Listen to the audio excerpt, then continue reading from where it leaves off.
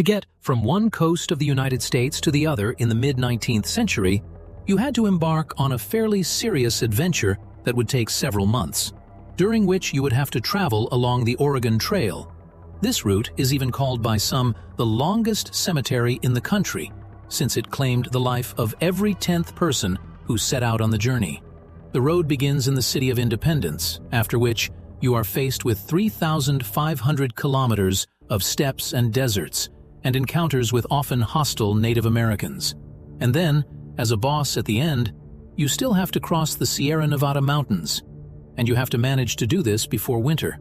The well-known story of the Donner Group, which began crossing this mountain range when the snow had already fallen, ended very sadly. Well, the only positive there was that the lake was named after the leader of the group. Otherwise, people had to eat their relatives and friends. And this, in general, is clearly not an isolated case, just the most famous one, because the members of that expedition kept a diary. This diary immediately makes it into the newspapers, and although this story frightens many settlers, the number of those wishing to go west 2 to 3 years later still only increases. Because after the discovery of gold deposits in California, the gold rush begins. Many people are fired up with the desire to go there and try their luck. And then all this mined gold still somehow has to be delivered to the banks of New York on the opposite side of the continent, and the Oregon route is clearly not the safest path to transport kilograms of gold along it. Also, this route does not suit the more affluent settlers who want to get from east to west quickly and in more comfortable conditions. The most obvious solution to the problem is to lay a railroad that will connect the already existing eastern railroads with California and the Pacific Ocean. As early as 1847, the U.S. Congress agreed that this was a good idea. However, before the first rails of the Pacific Railroad are laid, 16 years will pass, and until the first trip, another 6. But there is still some way out of the situation. You can save up $400, board a ship in New York or in New Orleans, and head to Panama. There, cross the Isthmus of Panama, and board another ship, which will already take you to California. All in all, it will take about 40 days. This is, of course, better than traveling along the Oregon Trail, the journey along which can drag on for as long as half a year. But although the route through Panama saves your time, the risk of losing your life remains the same and possibly even becomes greater. In general, welcome to Panama.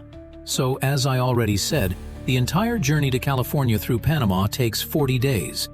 But 8 of these days are spent on the way, through the mountains and rivers of Panama, which is known for deadly diseases and hungry fauna.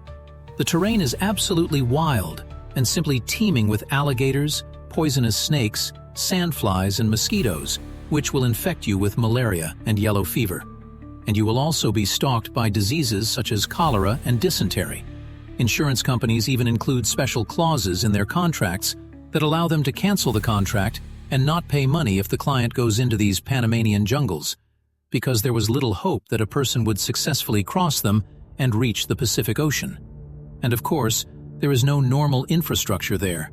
Most of the hotels where you can spend the night are wooden huts, and instead of any kind of proper road, travelers have to hire local residents so that they first help them cross the river by boats or canoe, and then cover part of the way riding mules waist-deep in mud, and watching as vultures on the side eat dead mules left by previous travelers. And since the demand for a fast, more comfortable and safe route is growing stronger, especially because of the gold rush, there is also a man who wants to satisfy this demand.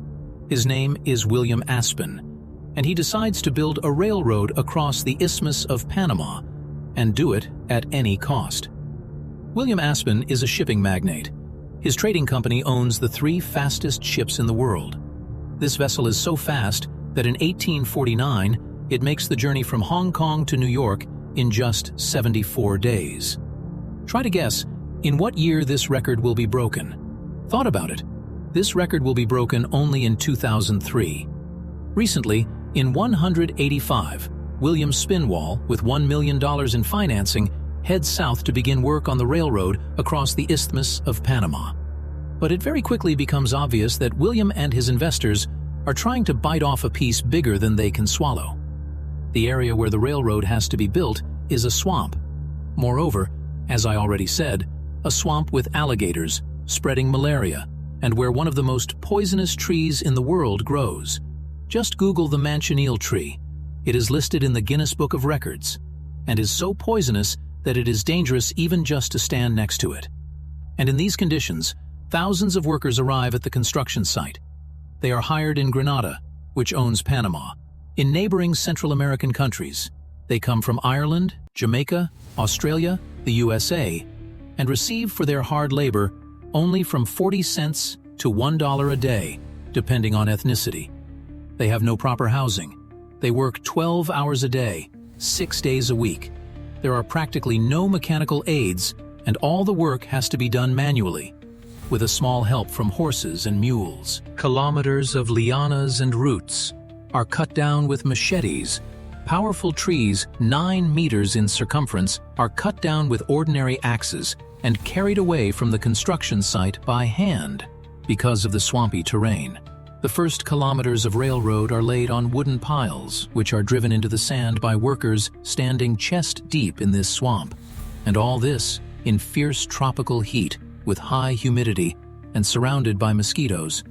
Workers die by the hundreds from diseases, and thousands quit the job, resign, and leave. At this pace, in 2 years, by the end of 1851, only 12 kilometers of railroad are built. Moreover, the entire million allocated for construction runs out. It seemed that the project was doomed.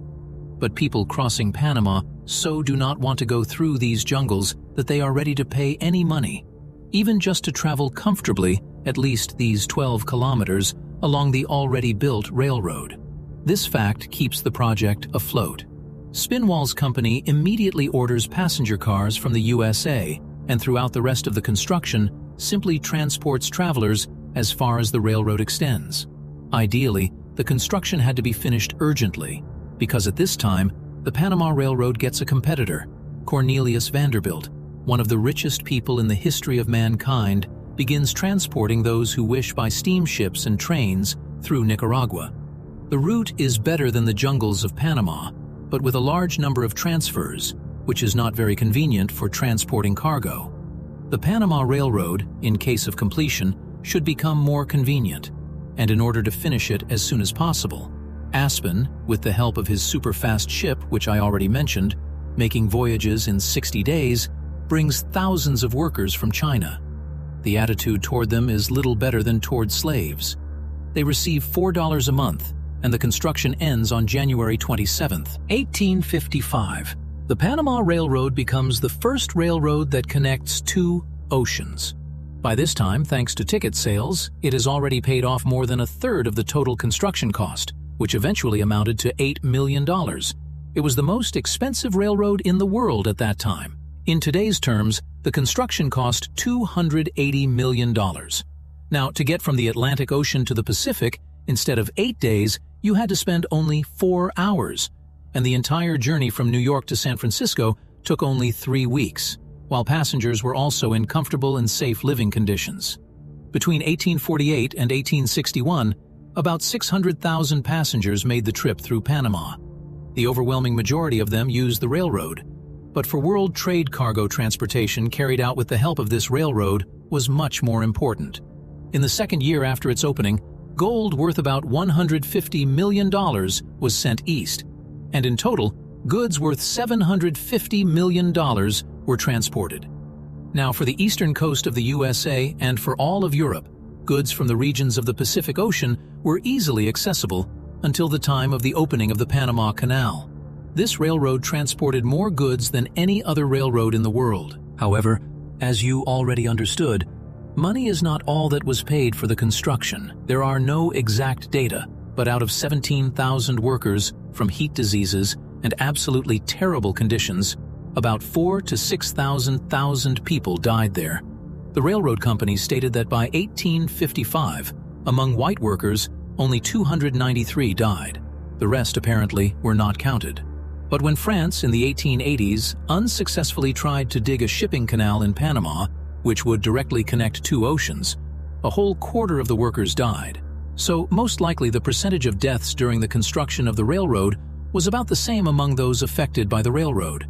You can suddenly find the residents of Panama themselves who previously earned money from travelers by providing them escort services and all that, and now were left without work.